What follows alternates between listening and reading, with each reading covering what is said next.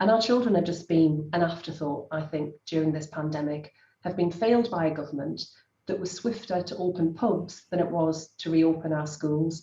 And we've just, we continue to see that ongoing failure that damages the life chances of so many of our children. Ministers have set targets for higher grades at GCSE, for better SAT scores, and all schools being in multi-academy trusts by 2030.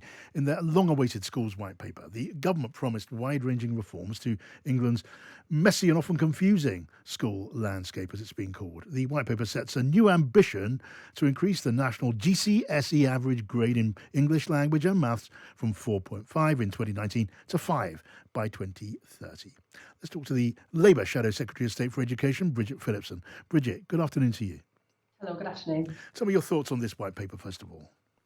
I think parents across the country will be wondering if this is really all the government has in terms of ambition for our children and young people.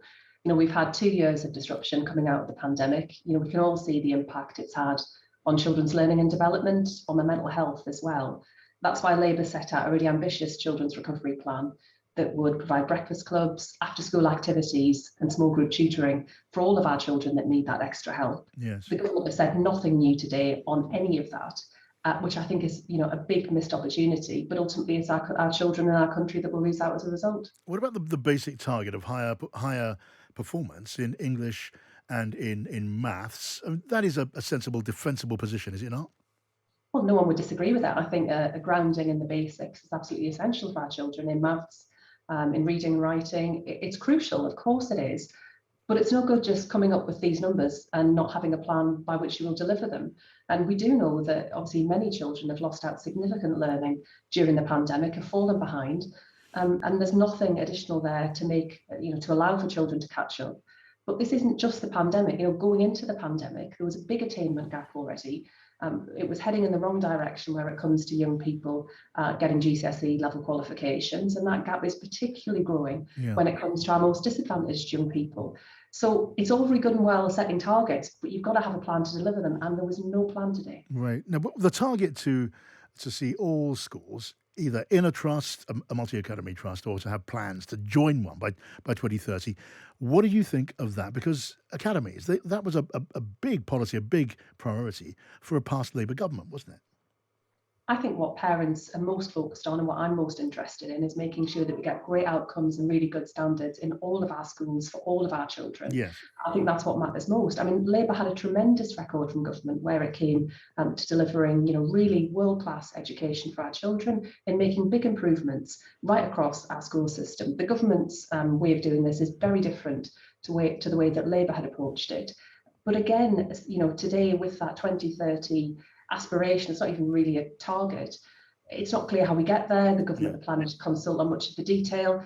I think what will matter most to parents right now is how do we support all of our children to make up for all of that time they've lost out of school during the pandemic. That should be the government's number one focus. Yet their own recovery chief resigned in protest because what the government announced was so inadequate. I mean, it's a generational challenge we face. I think people can recognise that. They see the impact it's had. Tinkering at the edges with structures is just not what we need right now. Yeah, the government says, the Secretary of State for Education says they put aside £5 million for catching up, for recovery after the damage of the pandemic period. Now, the Commissioner for Recovery, he, as you say, he wants 15 million, not 5 million. What number would you put on it?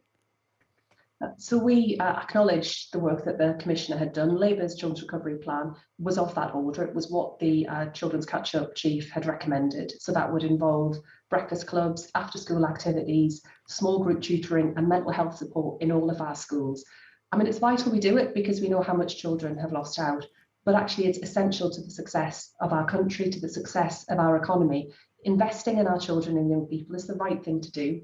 But actually failing to do it is completely short-sighted. And there's so much evidence and research out there from independent bodies about the long-term impact that we will suffer as a country, particularly on the economy, if we don't get this right and we don't invest now. And I think it's a real missed opportunity that the government is not listening to that evidence. The Secretary of State is forever telling us he's interested in the evidence and he's interested in the data. Well, it's absolutely clear from all the independent research that if we don't get this right now, we will suffer long and enduring damage as a country.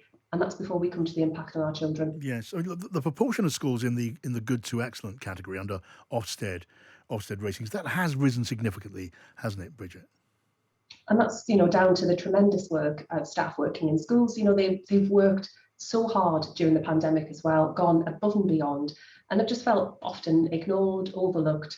And our children have just been an afterthought, I think, during this pandemic, have been failed by a government that was swifter to open pubs than it was to reopen our schools.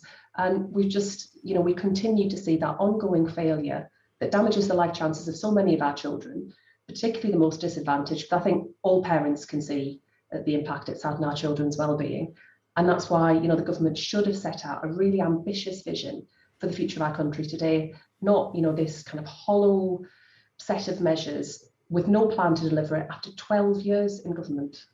All right, Bridget Phillipson, Labour's Shadow Secretary of State for Education, thank you. And, a very uncompromising, a very unforgiving analysis from Labour, as maybe you might expect for the